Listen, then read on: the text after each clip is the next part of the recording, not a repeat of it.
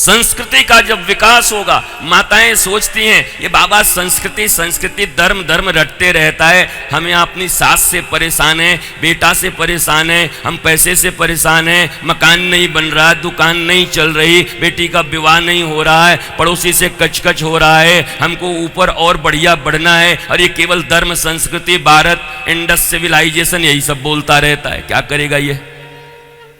आपके दिल में ऐसी भी बात आती होगी, पर क्या करोगी मां, तुम्हारे साथ भी बड़ा छल हुआ है। जिस चीज से तुम्हारे जीवन में कभी पूर्ण आनंद नहीं आ सकता, तुमको भी उधर ही लगाया गया है, और तुम लगी हुई हो, बड़े निष्ठावान हो, मां हो, जननी हो, लगी हुई हो, तुम्हारे कोई दोष नहीं है। लेकिन जब कोई सत्पुरुष तुम्हें सज्ञान दे करके कहता है मां तुम्हारे में ही कोई लोपा मुद्रा बैठा है, तुम्हारे में कोई गार्गी बैठी है, यह भारत की गवेषणा है, गरिमा है। महाराज लक्ष्मण की जो पत्नी अर्धांगिनी, उनका नाम क्या है? लक्ष्मण की अर्धांगिनी का नाम जानते हो? उर्मिला। उर्मिला, गार्गी, लोपा मुद्रा, ये आज तक के भारतवर्ष में सबसे बड़ी ध्यानी और ज्ञानी और योगिनी है। रामदेव बाबा से भी पूछ लेना लोपा मुद्रा कौन है, मिले तो।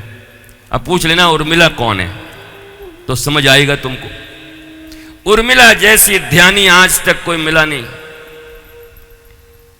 अरे श्री राम के कथा में रामचरितमानस लिख दिया गया। मैं तो ये कहता हूं भगवान राम के इस पूरे वंश में, राम जी के समय में अगर उन 4 बहुओं में से एक एक बहुओं के ऊपर पूरा ग्रंथ लिखा जाए तो भारत का मंगल हो जाएगा महाराज। कौन श्रुत कीर्ति, कौन मांडवी और कौन उर्मिला, उनके चरित्र को तो लिखा ही नहीं गया, कोई बताया ही नहीं आज तक। केवल उर्मिला जान गए, श्रुतकीर्ति जान गए, मांडवी जान गए, जानकी तो भगवान श्री राम की अर्धांगिनी है, इसलिए प्रकाश भी है उनका, पर इन तीनों बहनों का कोई प्रकाश नहीं है।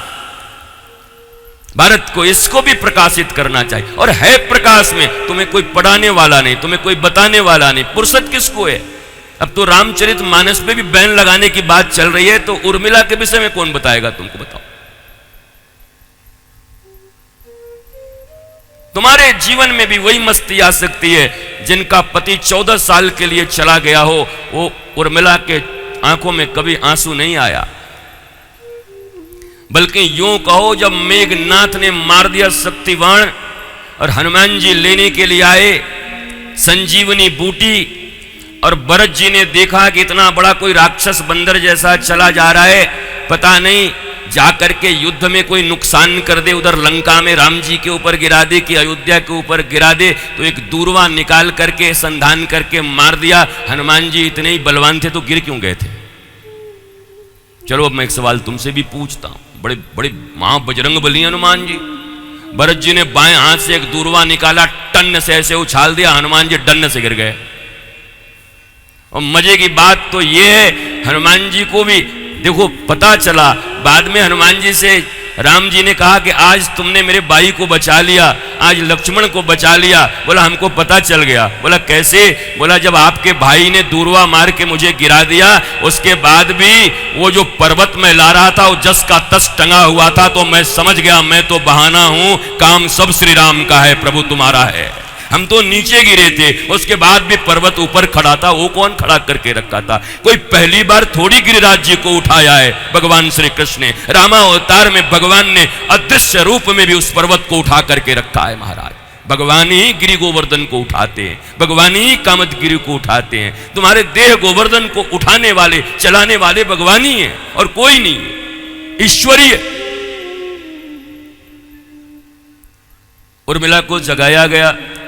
हनुमान जी बड़े दुखी होकर के, इमोशनल होकर के, थोड़ा ऐसे ऐसे अश्रु ले करके बोला हम थोड़ा मिलना चाहते हैं उर्मिला जी से, जाकर के भगवान को खबर देंगे कि हम आश्वासन दे के आए हैं। जाके वहाँ देखा वो मस्त ऐसे करके बैठी हुई हैं ध्यान मुद्रा में, जैसे गार्गी और लोपा मुद्रा बैठी रहती हैं। उनके महाराज चेहरे की चमक उनका प्रकाश दिग दिगंत की ओर प्रकाशित कर रहा है, वो देख करके हनुमान जी चौंक गए। ये कौन है? बोला यही है लक्ष्मण की अर्धांगिनी उर्मिला। अच्छा, इतना तेज, ऐसी तेजस्विता कौन से ब्यूटी पार्लर में जाती हैं? बोला किसी ब्यूटी पार्लर में नहीं जाती। इनके ध्यान की, इनके ज्ञान की, इनके योग की चमक है इनके चेहरे पर। आपको जानकर आश्चर्य होगा, हम अपने गुरु के आश्रम में रहते थे, हमारे यहां तो साबुन भी नहीं था महाराज, साबुन भी नहीं लगाते थे हम।